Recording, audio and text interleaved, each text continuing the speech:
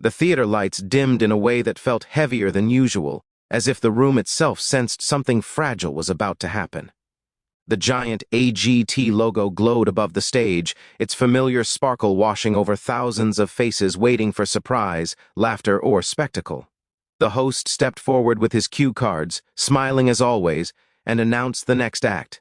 The name echoed through the hall, clear, confident. But instead of cheers, there was only a confused murmur.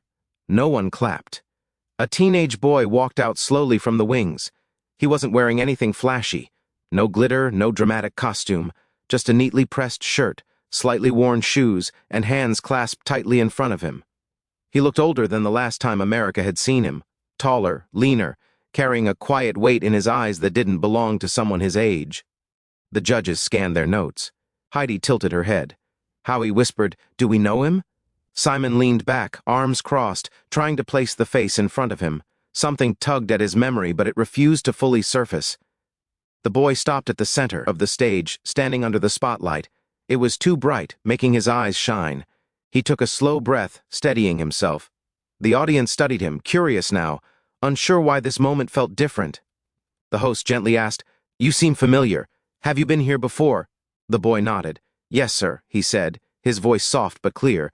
"I auditioned a few years ago." A quiet gasp rippled through the crowd. The big screen behind him flickered to life. Grainy footage appeared, an old audition clip. A much younger Filipino boy stood barefoot on the same stage, his pants slightly too big, his hair unevenly cut. He smiled nervously back then, clutching the microphone with both hands like it might disappear. The audience began to recognize him now. "Oh my God," someone whispered.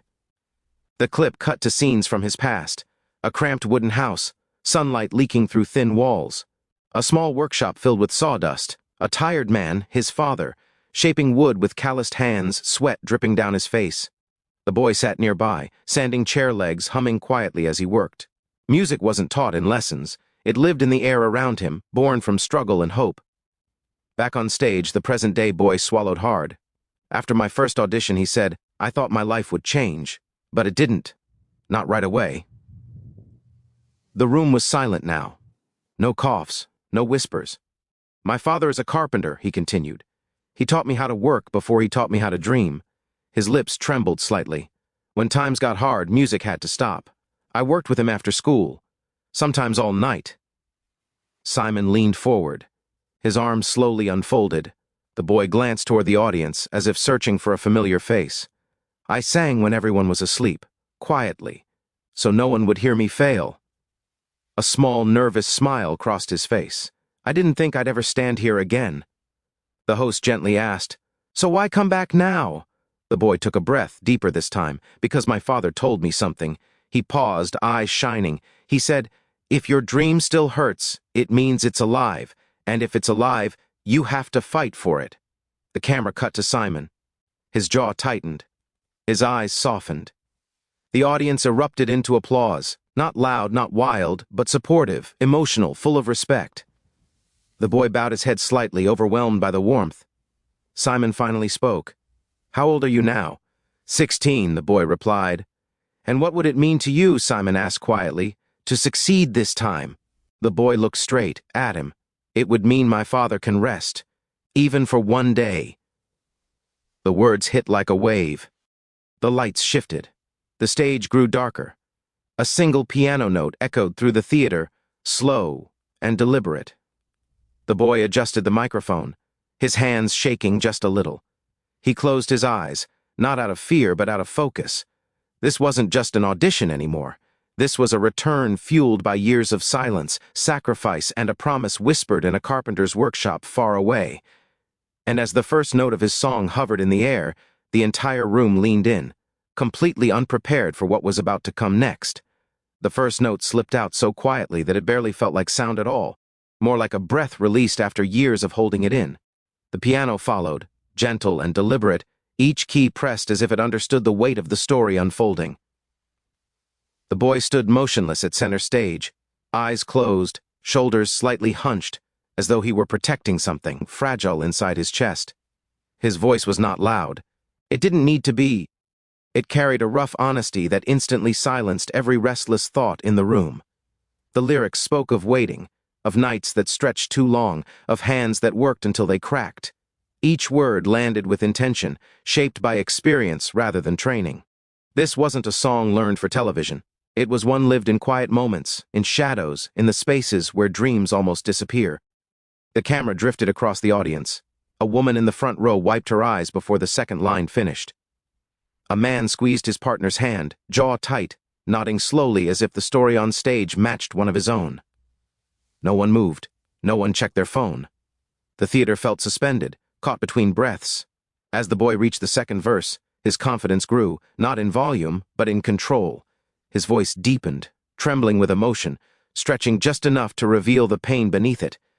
He sang about a father who never complained, about sacrifices made without applause, about love expressed through labor rather than words. On the judges' panel, Heidi pressed her fingers to her lips, eyes already shining. Howie leaned forward, elbows on the desk, completely still. Simon stared straight ahead, unblinking, as if afraid that even the smallest movement might break the moment. Then came the line that changed everything. The boy opened his eyes and lifted his head. His voice climbed, slowly, carefully, into a note so pure it felt like the room itself tilted toward him. It wasn't perfect in a technical sense. It was better than that. It was real. The note cracked just slightly at the edge, and in that crack lived every missed meal, every late night, every unspoken fear. A quiet gasp rippled through the crowd. The music swelled, but his voice stayed front and center, commanding without forcing. He placed a hand over his heart, not for drama, but because it felt necessary, like the song was pulling something out of him and he needed to hold on. Halfway through the performance, something shifted in the audience. One person stood, then another. Slowly, almost respectfully, people began to rise from their seats. No cheering, no shouting, just standing, witnessing. The camera cut to Simon. Tears filled his eyes. He tried to blink them away, but they came anyway, spilling over as he shook his head in disbelief. His lips parted slightly, but no words came out. For the first time in a long time, Simon Cowell looked completely undone. The boy reached the bridge of the song, the most vulnerable part. The piano softened, leaving space for his voice to carry the weight alone. He sang about coming back, about standing in the same place after years of disappointment, about refusing to let go even when hope felt foolish. His voice broke. Not enough to stop. Just enough to remind everyone. This was not acting. A sob echoed somewhere in the audience. The sound was contagious. Shoulders shook. Hands covered mouths. The room felt like it was breathing together, every person connected by the thread of his story. As he approached the final note, the boy took a deep breath, the kind you take before doing something brave. The music built one last time and he let go. The note soared, filling the theater, wrapping around every seat, every heart. It was a cry and a promise all at once. Then silence. 1 full second. 2. And then the room exploded. Applause thundered from every direction, louder than anything before it. People screamed. People cried. The boy stood frozen, eyes wide, tears streaming down his face as he tried to understand what was happening. He hadn't even finished processing his own emotions, and now the world was rising to meet him. The judges stood, all of them. Simon wiped his face, still shaking his head, whispering to himself, "Oh my God." On stage, the boy finally bowed his head, clutching the microphone with both hands, overwhelmed. This wasn't just applause. This was recognition. And somewhere deep inside him, the quiet voice that once sang in the dark finally understood. It had been heard. The applause refused to fade. It rolled through the theater like a wave that kept crashing back onto shore, louder each time it returned. The boy stood in the center of the stage, frozen beneath the lights, his chest rising and falling too fast, his hands trembling as they clutched the microphone. Tears streamed freely now, no longer held back by nerves or pride. He kept bowing his head, again and again, as if saying thank you without knowing how to put it into words. The music finally stopped. The lights softened. Slowly, the cheering began to settle, though the audience remained on its feet, unwilling to let the moment end. Simon Cowell. L was still standing. He hadn't rushed to speak. He hadn't smiled. He simply stood there, hands resting on the judge's desk, eyes glossy, staring at the young boy in front of him as though he were trying to fully understand what had just happened. When Simon finally sat down, he reached for a glass of water, paused, then set it back untouched. He took a breath. Then another. "I need a second," Simon said quietly. The room went silent again, this time not from anticipation but respect. Everyone knew this was rare. Simon Cowell, the judge known for sharp critiques and brutal honesty, was struggling to find words. The boy looked at him, frightened, now unsure if he had done something wrong. Simon leaned toward the microphone. His voice cracked immediately. He laughed softly at himself, shaking his head. "This doesn't happen to me," he said. "I've heard thousands, maybe millions of auditions." He stopped. His eyes filled again.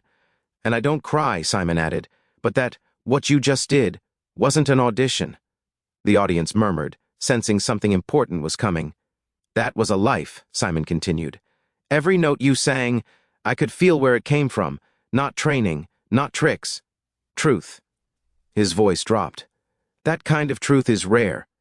The boy wiped his face with the sleeve of his shirt, listening closely, barely breathing. Simon glanced toward the audience. The camera followed his gaze and landed on an older man sitting several rows back. His hands were rough, his posture tired, his eyes red. The boy's father. He covered his mouth as Simon spoke, already crying. "You see," Simon said gently, pointing toward him, "I've met people like your father, people who work their entire lives so their children can dream." Simon swallowed hard. "And tonight, you carried that weight onto this stage and turned it into something beautiful." The boy broke down. He bent forward slightly, shoulders shaking, trying to stay standing as emotion overwhelmed him. Simon stood again. The crowd erupted, but Simon raised a hand asking for quiet. When it returned, he spoke with absolute clarity. "Coming back here took courage," he said. "Most people give up after one no. You came back with scars, with fear, and with hope anyway." He paused. "That's bravery." Simon looked directly at the boy. "Whatever happens next in this competition, I want you to know this. Your voice matters. Your story matters. And tonight, you changed this room." The boy nodded repeatedly through tears. "Thank you, sir," he whispered. Heidi was crying openly now. "Your father must be so proud," she said softly. Howie leaned in. "That wasn't just singing," he added. "That was a message." The camera cut back to Simon one last time. He took a deep breath, steadied himself, and pressed the buzzer in front of him. Not for a golden moment, but to signal something just as powerful, belief. "I'm saying yes," Simon said firmly. "A big yes." The audience exploded again. On stage, the boy covered his face with both hands, overwhelmed beyond words. The host stepped forward, gently placing a hand on his shoulder. In the crowd, his father stood, tears streaming down his face, hands shaking as he clapped above his head. Proud, grateful, finally seen. As the lights brightened and the music swelled once more, the boy looked out at the sea of people, at the judges, at Simon, still emotional, still standing. In that moment, everything he had endured made sense. The return no one expected had become the moment no one would forget. And as the camera pulled back, one truth remained clear. This wasn't the end of his journey. It was the beginning.